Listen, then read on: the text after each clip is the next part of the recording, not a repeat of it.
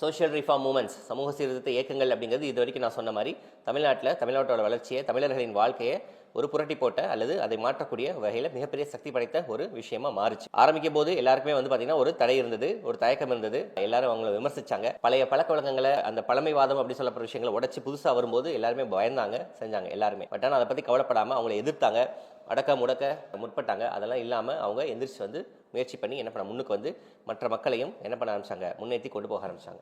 அது முக்கியமானது பார்த்தீங்கன்னா நம்ம கல்ச்சரல் ரிவைவல். நம்மளோட கலாச்சாரம் அப்படிங்கிறது நம்ம என்ன சொல்லியிருக்கேன், பிரிட்டிஷ் காலம் வந்ததுக்கப்புறம் மெதுவாக பார்த்தீங்கன்னா அதுக்கப்புறம் என்ன ஆகுது, நம்மளோட கலாச்சாரம், அந்த பண்பாடு, இந்த மாதிரி விஷயங்களை பெருசாக பேச ஆரம்பிக்கிறதுங்கிறது குறைஞ்சு போகுது. அது அப்படியே அடியோடு ஒளிஞ்சிருக்கு. அதுக்கப்புறம் தான் அதை மீட்டெடுக்கிறதுக்கான வேலைகளை கொண்டு வராங்க. சரிங்களா? அதில் தான் தமிழ் ரெனெசன்ஸ் இதெல்லாம் ரொம்ப முக்கியமாக பார்க்கப்படுது. இந்த பண்பாட்டு மறுமலர்ச்சி அது ரொம்ப முக்கியமான விஷயமா பார்க்கப்படுது. சரிங்களா? நம்மளோட தொல்குடிகள், அவங்களோட வரலாறு இதெல்லாம் பேச ஆரம்பிக்க மக்களுக்குள்ளே ஒரு விழிப்புணர்வுங்கிறது ஏற்படுது. ஆமல்ல இப்பெல்லாம் இருந்தோம்ல, ஏன் இப்படி இருக்கும் அப்படின்னு யோசிக்க ஆரம்பிக்கிறாங்க. அதுதான் ரொம்ப முக்கியமான பார்ட்டாக பார்க்கப்படுது. அடுத்தது திராவிடியன் கான்சியஸ்னஸ். இந்த திராவிடர் இனம், திராவிட நாடு விட்டுருங்க, திராவிடர் அப்படிங்கிற இனம் அது ரொம்ப புதுமையானது, ரொம்ப யூனிக்கானதுங்க அப்படின்லாம் சொல்லி மேலை நாட்டு அறிஞர்களே சொல்ல ஆரம்பிக்கும் போது இவங்களுக்குள்ள ஒரு பெருமை பிறக்க ஆரம்பிக்குது.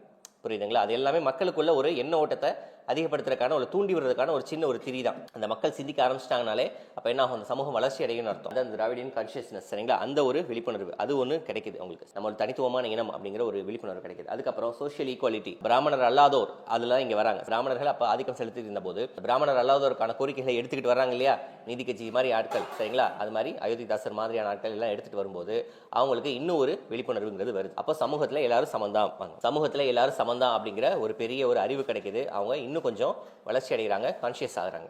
சரிங்களா? இதை தான் வரிசையாக சொல்லியிருப்பாங்க.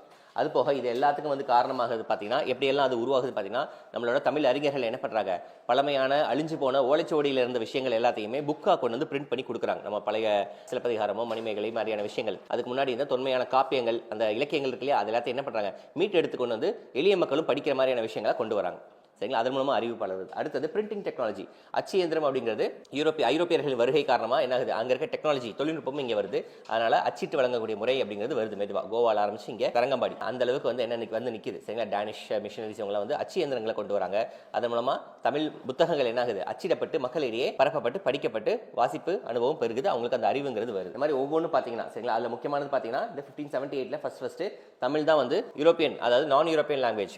ஐரோப்பியாவுக்கு வெளியில் பார்த்தீங்கன்னா ஒரு மொழியில அச்சிட்டு முதல் புத்தகம் வெளியிடப்படுறது பார்த்தீங்கன்னா அது தமிழ்ல தான். சரிங்களா? அந்த தம்பிரான் வணக்கம் அப்படிங்கிற இது. அது மாதிரி திருக்குறள் ஆரம்ப காலங்களே அச்சிட்டு வழங்கப்பட்டுச்சு. தஞ்சாவூர்ல ஞானப்பிரகாசம் அப்படிங்கிறத முதல்ல அச்சிட்டு திருக்குறள் வழங்குறாரு. அதுக்கப்புறம் தமிழ் அறிஞர்கள் சி.வை. தாமோதரனார், அப்புறம் உவே சாமிநாதர் அவர்கள் எல்லாம் பார்த்தீங்கன்னா என்னன்னு சொல்லுவோம், தமிழ் தாத்தான்னு சொல்லுவோம். சரிங்களா? அந்த அளவுக்கு. ஏன் அப்படின்னா அழிஞ்சு போன அழிய நிலைமையில இருந்த பழைய இலக்கியங்கள், பழமையான இலக்கியங்கள் எல்லாத்தையுமே மீட்டெடுத்து அவற்றை ஓலைச்சுவடியிலிருந்து புத்தகங்களாக்கி மக்கள் படிக்கிறதுக்கு ஏதுவாக்க முன்னெடுப்பை கொண்டு வராங்க. அதனால ரொம்ப ரொம்ப முக்கியமா இவங்களை நம்ம பார்க்கலாம். இப்படி எல்லாம் சேர்ந்து தான் என்ன ஆகுது, நமக்கு இந்த தமிழர் அப்படிங்கிற ஒரு மறுமலர்ச்சி, அந்த எண்ணங்கள்ங்கிறது வருது. அது மட்டும் இல்லாம இந்த திராவிடியன் ஐடியாலஜி இது எல்லாமே சேர்ந்து என்ன ஆகுது, இந்த பிராமணிக்கல் டாமினன்ஸ் அப்படின்னு சொல்லப்படுற இந்த பிராமணர்களின் ஆதிக்கம், மேலாதிக்கம் இருக்கு இல்லையா, அது என்ன பண்ணுது, எதிர்த்து கேள்வி கேட்குது.